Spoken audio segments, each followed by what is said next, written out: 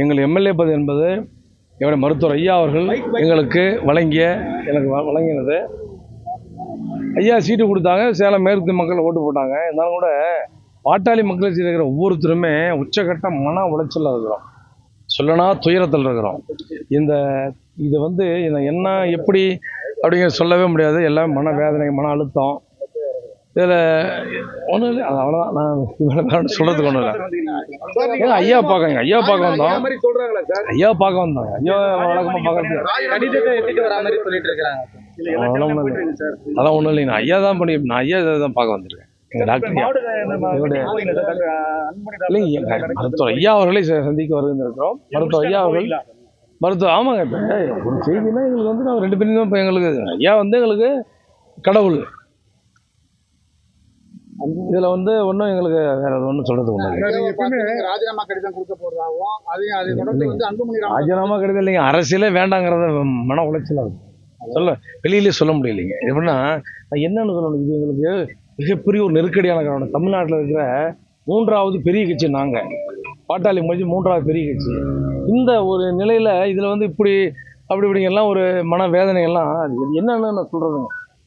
இந்த மாதிரி எங்கள் கட்சிக்கு ஒரு நெருக்கடியான காலகட்டம். ஆனால் இது கடந்து வருவோம். இதெல்லாம் சாதாரணமாக இது மாதிரி பாட்டாளி மொழி பொருள் எத்தனையோ நெருக்கடிகளை கடந்த இயக்கம். நிச்சயமாக இந்த நெருக்கடியும் கடந்து வரும்.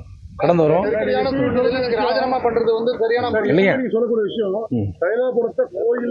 நிச்சயமா மருத்துவர் ஐயா. ஆமா,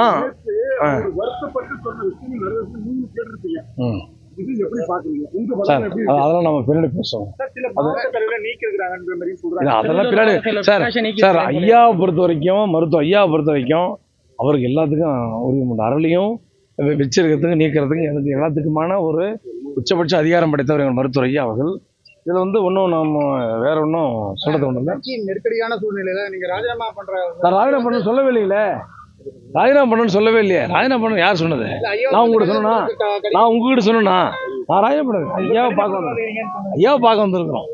எங்களுக்கு என்ன ஒரு என்னைக்குமே நாயக புறக்கணி. நான் இது எல்லாம் கூட